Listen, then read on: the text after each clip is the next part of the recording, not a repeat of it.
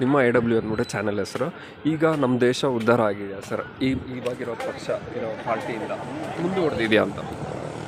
ಮುಂದುವರೆದಿದೆ ಅಂತ ನನಗನ್ಸುತ್ತೆ. ಯಾವುದೇ ಒಂದು ದೇಶ ಮುಂದುವರಿಬೇಕಾದ್ರೆ ರೈತರು ಬೆಳಿಬೇಕು. ರೈತರು ಹಳ್ಳಿಗಳು ಬೆಳೆದ್ರೆ ದೇಶ ಮುಂದುವರಿಯುತ್ತೆ.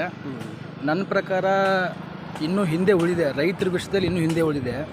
ಯಾಕೆ ಅಂದರೆ ಎಲ್ಲ ಪಕ್ಷಗಳು ರೈತರಿಗೆ ಅದು ಮಾಡ್ತೀವಿ ಇದು ಮಾಡ್ತೀವಿ ಅಂತ ರೈತರ ನೀರಿಗೋಸ್ಕರ ಓಟ್ ಹಾಕಿಸ್ಕೊಂಡಿದ್ದಾರೆ ಹೊರತು ಇನ್ನೂ ಏನೂ ಮಾಡಿಲ್ಲ. ನನ್ನ ಮೂಲತಃ ಧಾರವಾಡ ಜಿಲ್ಲೆಯವನು. ನಮ್ಮದು ಮೇನ್ ಸಮಸ್ಯೆ ಬಂದ್ಬಿಟ್ಟು ಕಳಸಾ ಬಂಡೂರಿ ಪ್ರಾಜೆಕ್ಟು ಇನ್ನೂವರೆಗೂ ಆಗಿಲ್ಲ. ಕಳಸಾ ಬಂಡೂರು ಅಂದರೆ ಸರ್ ಕಳಸಾ ಬಂಡೂರು ಅನ್ನೋದು ಗೋವಾದಲ್ಲಿ ವೇಸ್ಟೇಜ್ ಆಗಿ ಎಷ್ಟೋ ನೀರು TMC ನೀರು ಇದಕ್ಕೆ ಹೋಗ್ಬಿಡುತ್ತೆ. ಆ ನೀರನ್ನ ರೈತರಿಗೆ ಬರಂಗೆ ಮಾಡಿದ್ರೆ ರೈತರಿಗೆ ಅನುಕೂಲ ಆಗುತ್ತೆ. ಸೊ ಒಂದು ದೇಶ ಇಂಪ್ರೂವ್ ಆಗಬೇಕಂದ್ರೆ ಮೊದಲು ಹಳ್ಳಿಗಳು ಇಂಪ್ರೂವ್ ಆಗಬೇಕು, ಹಳ್ಳಿಗಳ ಜನ ಇಂಪ್ರೂವ್ ಆಗಬೇಕು. ರೈತ ಈ ದೇಶದ ಬೆನ್ನೆಲುಬು ಅಂತ ಸುಮ್ಮನೆ ಬಾಯಿ ಮಾತು ಹೇಳ್ತಾರೆ ಹೊರತು ಯಾರೂ ಬೆನ್ನೆಲುಬಿಗೆ ನಿಂತಿಲ್ಲ. ನಾನು I am proud to be son of farmer. ನಾನು ಒಬ್ಬ ರೈತನ ಮಗನೇ. ಬಟ್ ನಿಜ ಹೇಳಬೇಕು ಅಂದರೆ ಈ ರೈತನಿಗೆ ಏನೂ ಆಗೇ ಇಲ್ಲ ಸರ್. ಕರ್ನಾಟಕ ರಾಜ್ಯ ಸರ್ಕಾರ ಆಯಿತು, ಕೇಂದ್ರ ಸರ್ಕಾರ ಆಯಿತು, ಏನೂ ಮಾಡಿಲ್ಲ. ನನ್ನ ಪ್ರಕಾರ ಏನೂ ಮಾಡಿಲ್ಲ. ಬರೀ ಒಂದು ನೀರಿಂದು ಒಂದು ಜಾತಿ ಧರ್ಮ ಅದ್ರ ಮೇಲೆ ಬೇಸಿಸ್ ಮೇಲೆ ಓಟ್ ಹಾಕ್ಸ್ಕೋತಾರೆ ಹೊರತು ಏನೂ ಮಾಡಿಲ್ಲ.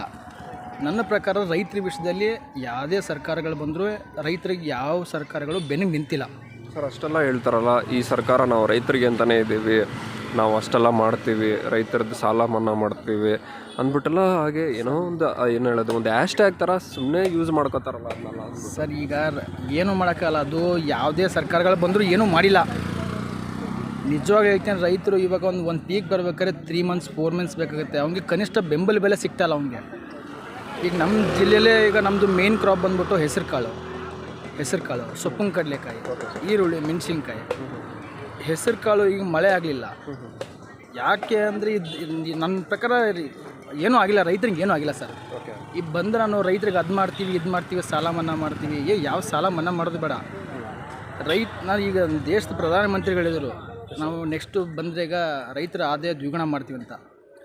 ನನ್ನ ಪ್ರಕಾರದಲ್ಲಿ ಇಂಥ 100 ಜನ ಮೋದಿ, 1000 ಜನ ಸಿದ್ದರಾಮಯ್ಯವರು, ಯಾವುದೇ 1,00,000 ಜನ ಮಿನಿಸ್ಟ್ರು ಬಂದರೂ ರೈತರ ಆದಾಯನ ದ್ವಿಗುಣ ಮಾಡೋಕ್ಕೆ ಸಾಧ್ಯನೇ ಇಲ್ಲ. ಯಾಕೆ ಅಂದರೆ ನಾನು 2 ರೀಸನ್ ಕೊಡ್ತೀನಿ. ಒಂದು, ಪ್ರಕೃತಿ ವಿಕೋಪ, ಅದನ್ನಂಕರು ಯಾರೂ ಹ್ಯಾಂಡಲ್ ಮಾಡೋಕ್ಕಾಗಲ್ಲ. ಅದು ಯಾರ ಕೈಲಿಲ್ಲ, ಯಾರೂ ಹ್ಯಾಂಡಲ್ ಮಾಡೋಕ್ಕಾಗಲ್ಲ. ಬಟ್ ಆ ಥರ ಆದಾಗ ಸರ್ಕಾರಗಳು ರೈತನ ಪರವಾಗಿ ನಿಲ್ಲಬೇಕು. ಬೆಂಬಲ ಬೆಲೆ ಘೋಷಿಸಲ್ಲ. ಒಂದು ಪೀಕ್ ಬಂದು 2-3 months ಆದಮೇಲೆ ಬೆಂಬಲ ಬೆಲೆ ಘೋಷಿಸ್ತಾರೆ. ಅಲ್ಲಿ ತನಕ ಅವ್ನಿಗೆ ಮುಂದೆ ಮತ್ತೆ ಉಳುಮೆ ಮಾಡೋಕ್ಕೆ, ಬಿತ್ತಕ್ಕೆ, ಗೊಬ್ಬರಕ್ಕೆ, ಬೀಜಕ್ಕೆ ಆಳಿಗೆಲ್ಲ ದುಡ್ಡು ಬೇಕಾಗಿರುತ್ತೆ. ಅವ್ನು ಗೌರ್ಮೆಂಟ್ಗೇನು ಹೊಡೆಯಲ್ಲ, ಅವನು ಹೊರಗಡೆ ಹೊಡ್ಕೊಂಡ್ಬಿಡ್ತಾನೆ. ನನಗೆ ಅನ್ನಿಸ್ತದೆ ಸರ್, ಈಗ ಡೈಲಿ ಊಟ ಮಾಡೋಕ್ಕೆ ಮುಂಚೆ ಜಪ ಮಾಡ್ತೀವಿ, ಈ ಊಟ ಕೊಟ್ಟಿದ್ದಕ್ಕೆ ಧನ್ಯವಾದ ಅಂದ್ಬಿಟ್ಟು ದೇವ್ರ ಹತ್ರ ಬೇಡ್ಕೋತೀವಿ. ಆ ಥರ ಪ್ರತಿದಿನ ಒಂದು ರೈತರಿಗೆ ಅಂದ್ಬಿಟ್ಟು ಒಂದು ಏನು ಹೇಳೋದು ಒಂದು ಆ್ಯಂಥಮ್ ಥರನೋ ಡೈಲಿ ಡಿಸೆಂಬರ್ 23 ರಾಷ್ಟ್ರೀಯ ರೈತ ದಿನಾಚರಣೆ ಬಿಟ್ಟರೆ ಇನ್ಯಾವತ್ತೂ ರೈತರ ಬಗ್ಗೆ ನೆನೆಸೋದೇ ಇಲ್ಲ. ಅದನ್ನ ರೂಟೀನ್ ಮಾಡಿಕೊಂಡ್ರೆ ಎಷ್ಟೋ ಒಳ್ಳೇದಲ್ವಾ? ಒಳ್ಳೇದು, ಕರೆಕ್ಟು. ಬಟ್ ಏನು ಈಗ ನನ್ನ ಪ್ರಕಾರ ಯಾರೂ ಆ ಥರ ಮಾಡಲ್ಲ ಸರ್. ರೈತರ ಮಕ್ಳಿಗೆ ಕಷ್ಟ ಗೊತ್ತಿರುತ್ತೆ, ರೈತರಿಗೆ ಗೊತ್ತಿರುತ್ತೆ. ಬಿಟ್ಟರೆ ಎಲ್ಲ ಬಿಸ್ನೆಸ್ಸು ಸಕ್ಸಸ್ ಆಗಿಬಿಡ್ತವೆ. ಯಾವ ಬಿಸ್ನೆಸ್ಸು ಸಕ್ಸಸ್ ಆಗುತ್ತೋ, ಫೇಲ್ಯೂರ್ ಆದರೂ ಫೇಲ್ಯೂರ್ ಇದೆ ಒಂದು ತಲೆ ಕೆಡಿಸ್ಕೊಳ್ಳೋ ಬೇರೆ ಬಿಸ್ನೆಸ್ ಹಾಕೋತಾನೆ.